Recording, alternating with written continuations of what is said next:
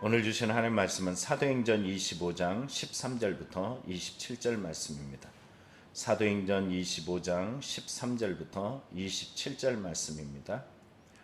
수일 후에 아그리빠 왕과 버니게가 베스도에게 문안하러 가이사랴에 와서 여러 날을 있더니 베스도가 바울의 일로 왕에게 고하여 이르되 벨릭스가 한 사람을 구류하여 두었는데 내가 예루살렘에 있을 때 유대인의 대사장들과 장로들이 그를 고사하여 정죄하기를 청하기에 내가 대답하되 무릎 피고가 원고들 앞에서 고소 사건에 대하여 변명할 기회가 있기 전에 내주는 것은 로마 사람의 법이 아니라 하였노라. 그러므로 그들이 나와 함께 여기 오매 내가 지체하지 아니하고 이튿날 재판자리에 앉아 명하여 그 사람을 데려왔으나 원고들이 서서 내가 짐작하던 같은 악행의 혐의는 하나도 제시하지 아니하고 오직 자기들의 종교와 또는 예수라는 이가 죽은 것을 살아있다고 바울이 주장하는 그 일에 관한 문제로 고발하는 것뿐이라. 내가 이 일에 대하여 어떻게 신문할지 몰라서 바울에게 묻되 예루살렘에 올라가서 이 일의 신문을 받으려느냐 한즉 바울은 황제의 판결을 받도록 자기를 지켜주기를 호소하므로 내가 그를 가이사에게 보내기까지 지켜두라 명하노라 하니 아그리빠가 베스도에게 이르되 나도 이 사람의 말을 듣고자 하노라. 베스도가 이르되 내일 들으시리다 하더라. 이튿날 아그리빠와 버니게가 크게 위험을 갖추고 와서 천부장들과 시중의 높은 사람들과 함께 접견 장소에 들어오고 베스도의 명으로 바울을 데려오니 베스도가 말하되 아그리빠 왕과 여기 있는 여러분이여 당신들이 보는 이 사람은 유대의 모든 무리가 크게 외치되 살려두지 못할 사람이라고 하여 예루살렘에서와 여기서도 내게 청원하였으나 내가 살펴건대 죽일 죄를 범한 일이 없나이다. 그러나 그가 황제에게 상소한 거로 보내기로 결정한 나이다. 그에 대하여 황제께 확실한 사실을 알 것이 없으므로 신문한 후 상소할 자료가 있을까 하여 당신들 앞 특히 아그리빠 왕 당신 앞에 그를 세웠나이다. 그 죄목도 밝히지 아니하고 죄수를 보내는 것이 무리한 일인 줄 아나이다 하였더라. 아멘. 묵상에서 보면은 우리는 중국에 대한 이런 생각들을 통해서 다시 한번 우리가 무엇이 필요한지 한번 스스로 점검하게 만듭니다. 중국 베이징 알죠? 우리가 너무 잘 알고 있습니다. 가장 중요한 건물 중에 하나가 자금성이라는 것인데 자그만치 그 안에 방이 몇 개가 있냐면 9,999개가 있대. 99개만 있다 그래도 놀랄 텐데 9,999개가 있다라고 이야기합니다. 근데 왕의 침실 야 몇 개일까? 399개래요. 왕이 그날 자는 자리를 모른다는 거예요. 내가 A에서 잘지 B에서 잘지 C에서 잘지 그 399개 방에 어디서 잘지 모르는 이유는 정말로 자기들이 중화민족 세계 중심이다. 자금성을 통하여 위대한 나라다. 이렇게 말하고 있지만 죽음에 대한 위협, 죽음에 대한 공포, 죽음을 죽지 않으려는 그런 몸부림이 그 안에 있다는 거죠. 여러분 이 사람들을 보면서 우리는 생각하는 것이 있어요. 모두가 다 한 번 죽는 것은 사람에게 정해진 것이고 그 이루는 심판이 있다는 것입니다. 자기가 아무리 대단하고 아무리 자랑할 것이 많고 아무리 잘 나간다 그래도 하나님 앞에서는 결국은 모든 인생의 가는 길과 같이 죽음 앞에 이르게 된다는 것입니다. 그래서 그들에게는 구원, 곧 복음이 필요하다는 사실이라는 것이죠. 우리는 앞서 벨릭스 총독에 대한 이야기를 봤습니다. 자신이 로마의 총독으로 식민 지배를 하고 있는 이 이스라엘에 와서 정말로 유대인들이 할 수 없는 그 위에 있는 권력을 누리면서 모든 것들을 지배하는 것 같지만 결국은 그 또한 어떡합니까? 돈밖에 모르고 사람의 시선에 사로잡혀서 자기가 자수성가해서 노예에서 이제는 총독의 신분으로 상승했지만 그에게 두려움이 있었어요. 그 두려움이 뭘까요? 복음을 통하여 그의 마음에 두려움이 생겼습니다. 예수 그리스도에 대한 이 도를 배우고 나서 그에게 뜻한 것은 뭐냐면 다름 아니라 그의 마음속에 있는 두려움은 하나님에 대한 심판에 대한 두려움이었어요. 그는 정직하지 못했고 물질만 바라봤고 유대인들에게 정말로 그다지 좋은 모습으로 나타나지 못했던 그의 모습을 생각해 보게 됩니다. 찔렸음에도 불구하고 돌이킬 수 있는 기회 복음 앞에 설 수 있는 기회 있음에도 불구하고 결국 주 앞에 서지 못하고 그는 2년의 임기를 채우고 떠나버리는 일들로 복음과는 거리가 먼 구원의 길에서 멀어져 버린 참 비참한 인생으로 마무리하고 맙니다. 그 다음에 새로운 신임 총독이 이제 오게 되었죠. 그가 바로 베스도입니다. 오늘 본문에 나오는 이 베스도, 예루살렘에서 신문할 것을 바울에게 묻습니다. 근데 여러분, 바울에게 예루살렘까지 가서 신문을 받으면 어떤 일이 있을까요? 가이사라까지 내려온 원인이 뭐냐면 예루살렘에 누가 있냐면 40명이 바울을 암살하려는 조직이 있단 말이에요. 그럼 곧 이 유대 지도자들이 자기들이 제사장이고 유대 종교인들이고 거룩하신 하나님의 백성이고 우린 선민이라고 칭하면서도 그들의 마음속에는 오직 뭐만 있냐면 죽이려는 생각만 있어요. 그래서 예수님께서는 요한복음 8장을 통해서 너희 아비라고 이해할 때 그 아비는 살인자라고 말했습니다. 내가 이 자리에서 예수를 믿고 예수를 따르고 예수님만이라고 이야기하지만 내 삶 속의 열매가 무엇이냐를 통해서 내가 하나님께 속했는지 아니면 마귀에게 속했는지 분명히 드러나고 있다는 거죠. 그들은 결국 하나님의 백성 되는 것을 거부해버리고 그냥 이름만 하나님의 백성이고 도리어 마귀의 길을 선택하여 예수 그리스도를 십자가에 못 박아 죽였잖아요. 그런데 다시 한번 예수님의 종인 이방인의 사도로 부름받는 바울조차도 죽이는데 혈안이 되어 있습니다. 오늘 이 베스도가 오늘 본문을 통해서 자신은 바울 사도가 자신에게 말했던 것이 있어요. 뭐냐면 나는 누구에게 상소하겠다고요? 가이사에게 상소하겠다. 왜? 나는 로마 시민권이 가졌기 때문에 이것을 충분히 권할 자격이 있다라는 것이. 아마 예루살렘으로 보냈다면 여러분 어떻게 됐을까요? 당연히 죽임을 당했죠.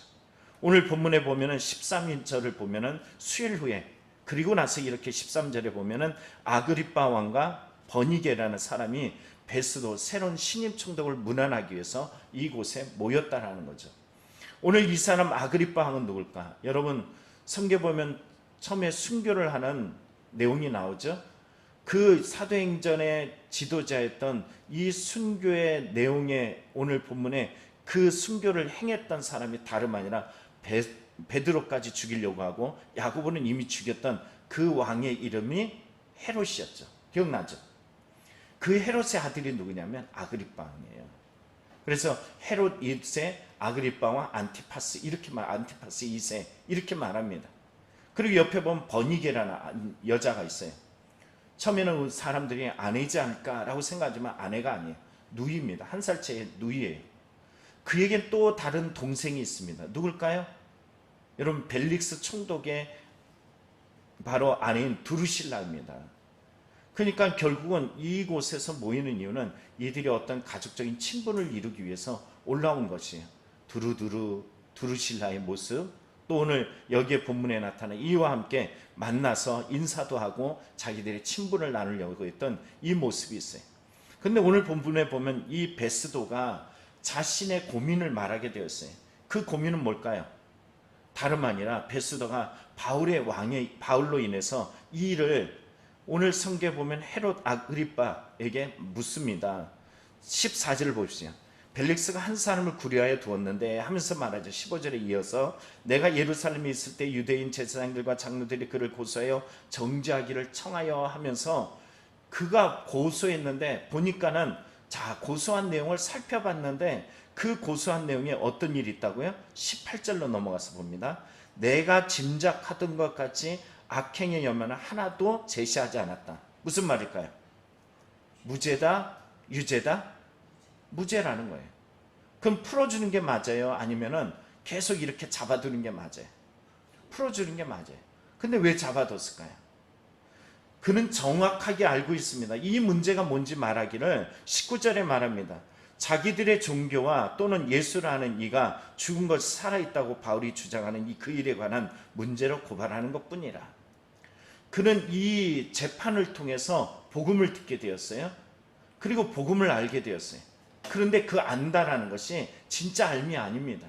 그냥 지식적 알미고 자기가 재판장으로서의 권한을 내려놓는 것이 아니라 여전히 권한은 내 손 아래에 있어, 이런 판단을 가지고 나아가는 것이에요. 그러면 무죄라는 것을 알면 내어줘야 되는데 왜 못 내어주는 걸까요? 그의 마음에 뭐가 작용하는 걸까요? 정치적인 것이 작용하는 거예요. 유대인들과의 관계 속에서 그의 마음을 지배하는 것은 정치 성향, 정치적인 것입니다. 진리가 있고 정의가 있고 옳음과 그름이 나누어질 때도 사람들은 자기의 정치적 성향과 자기의 이익을 따라서 움직이는 경우들이 있습니다. 이는 벨릭스 총독이나 베스도나 별반 다르지 않다라는 것을 우리는 보게 됩니다. 그는 정의를 말하고 있고 정의로운 사람처럼 행동을 합니다. 우리는 그의 역사적 정황을 보면요, 유대인들로부터 인정을 받았어요. 그런데 아십니까? 그는 유대인으로부터 인정을 받았지만 이를 유대인에게 인정받기 위해서 로마의 가이사에게 인정받기 위해서 열심히 하다가 결국은 과로로 그는 인생을 마감하게 되어져요. 오늘 본문에 이어지는 26장까지 이어지는 말씀이 있어요. 바울은 뭘 하냐면 복음을 전합니다. 항상 자기의 목숨을 대변해야 되는데 변호하지 않습니다. 철저하게 복음만 전해요.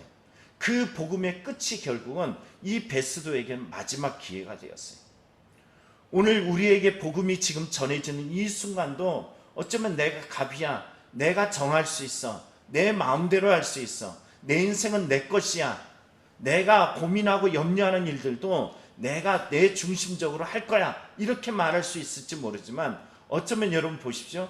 예루살렘의 일이 가이사에게 왔고 벨릭스를 통하여 복음을 전했지만 벨릭스는 복음을 받지 않고 그것을 피일차일 미루면서 2년을 경고하게 만들었어요. 다시 한번 베스도란 신총독이 왔을 때 그에게 이 재판제를 통하여 하나님의 뜻을 묻는다면 베스도 너는 구원의 대상이야, 너 일들을 통하여 구원을 받아 라고 이야기하는 하나님의 노크소리가 아닐까라고 생각하게 만든다는 거죠. 왜요? 역사적 정황을 통해서 보면 베스도는 이것이 마지막이었기 때문이에요. 오늘 우리의 삶도 마찬가지입니다. 오늘 새벽이 우리의 삶의 마지막이 될지 내일이 마지막일지 될지 몰라요. 주님이 나에게 원하시는 것이 무엇일까라는 물음, 이 물음이 성도들의 질문 안에 있을 때 비로소 그리스도인이 그리스도인다운 삶을 살아낼 수 있다는 것입니다.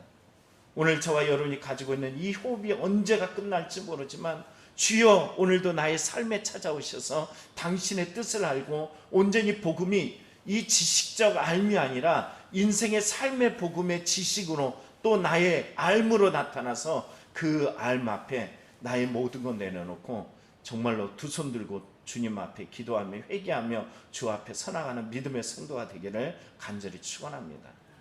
오늘 본문에 이 아그리빠 왕 그에게 그리고 그의 누이 베니게에게 말하죠. 20절에 자기 고민을 말해요.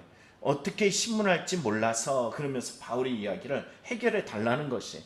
그랬더니 뭐라 그럽니까? 아그리빠가 그러면은 그 신문 나에게 해달라 그랬더니 그럼 내일 신문합시다 라고 이야기했어요. 신문의 현장에 갔어요. 여러분 이 신문의 현장에서 어떤 모습을 갖추는지 보십시오.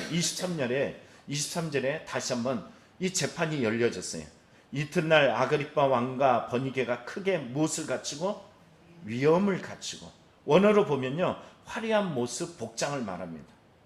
여러분 벨릭스 총독이 가지고 있는 그 겉의 위엄 또 한번 보세요. 오늘 본문에 이 여기에 성경의 수일로의 13절에 말했던 아그리빠 왕 버니게도 어떤 모습으로 13절에 말하는 것처럼 위엄을 갖췄다.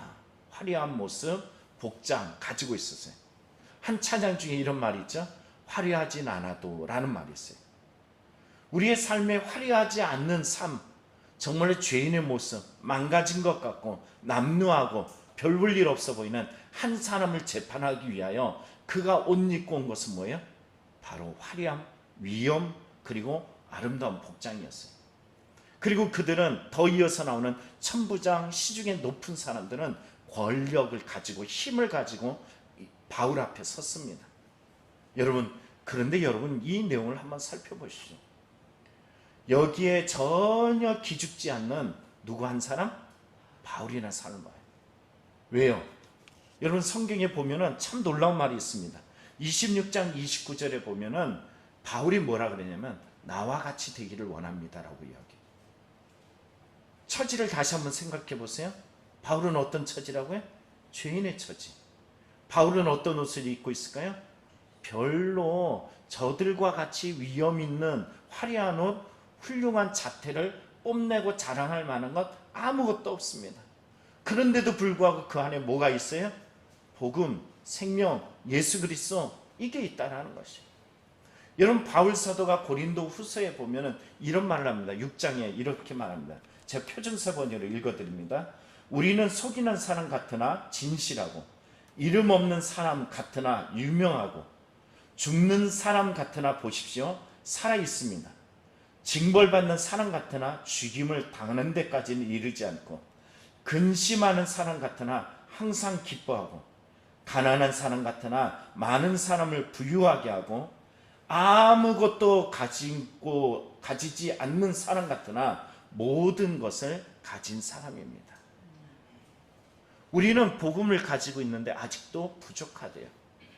복음을 가지고 있는데 아직도 저 위험을 갖추지 못해서 안달이 나고, 왜 내 모습은 이래야 되냐고 좌절하고 낙심하고 아파하고 주저앉아서 울고 있는 사람들이 많습니다. 오늘 이 새벽을 깨우는 우리의 마음에, 오늘 본문은 우리에게 말해주는 것이, 너의 마음에 뭐가 있냐? 저 남루한 보잘것없는 바울 안에 있는 그 보물이 너에게 있냐라는 거예요. 여러분, 똥을 담으면 뭐가 돼요? 똥그릇밖에 돼요?